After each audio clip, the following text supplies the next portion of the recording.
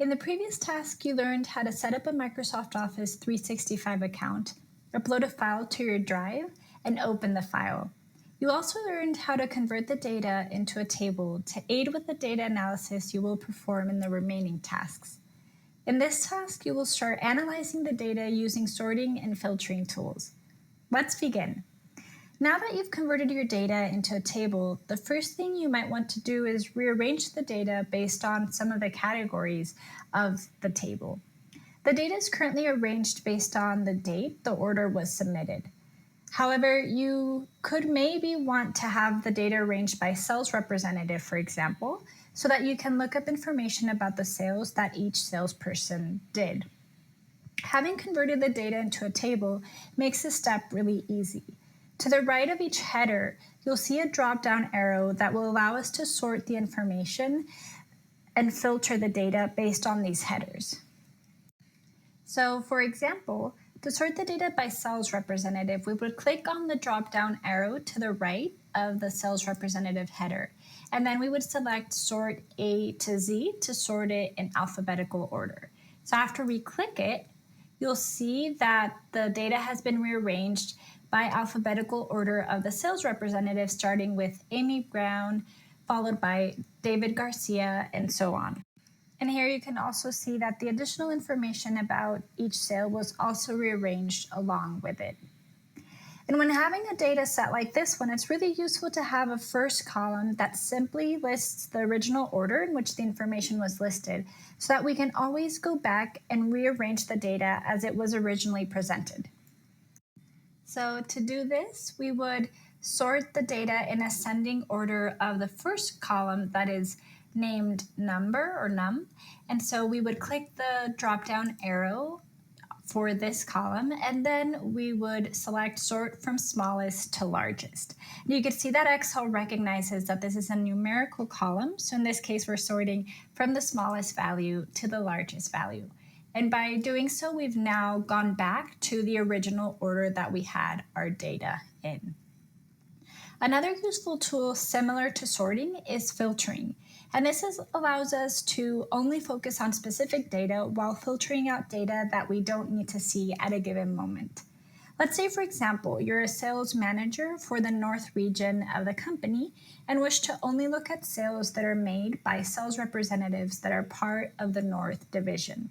In this case, it would be useful to apply a filter on the region column. By having turned the data into a table, the filters for each header have already been created, and we can automatically click on the drop-down arrow and then select Filter. And here we can see that we can select which division or which region we want to show. So we could click first on Select All to remove all of them, and then click on North, and then apply that filter. And here you can see that we're only showing these sales that were done by the representatives that form part of the North division. And having the filter applied, we can actually obtain some quick information. For example, if we wanted to calculate the total revenue from the sales made by the North division, we can highlight the cells from the total column, so from L5 all the way down to the last one. And here at the bottom right corner, we could get some information about this data. We have the average, we have the count, which tells us how many sales were made, and then we have the total sum of $179,065, which is the information that we wanted. Now, if we wanted to access the entire data set again, we would need to remove the filter we currently have on the region category.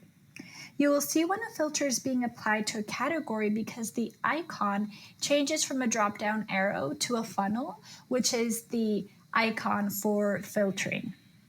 So to remove the filter, we would click on that icon again, go to Filter, and now we would want to select all to show the sales from the North, South, and West regions, and click OK. Let's practice calculating what the total revenue was for the sales made by David Garcia, and also calculating how many total chairs he sold.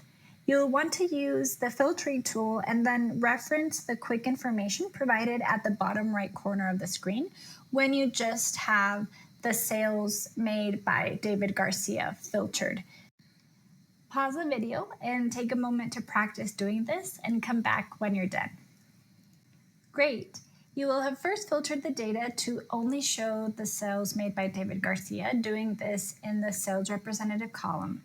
Now, to calculate the total revenue, you can highlight the cells from the total column, and we could get the total down here, the sum, which is $71,040. Then to calculate the total number of chairs that he sold, you would highlight the number column.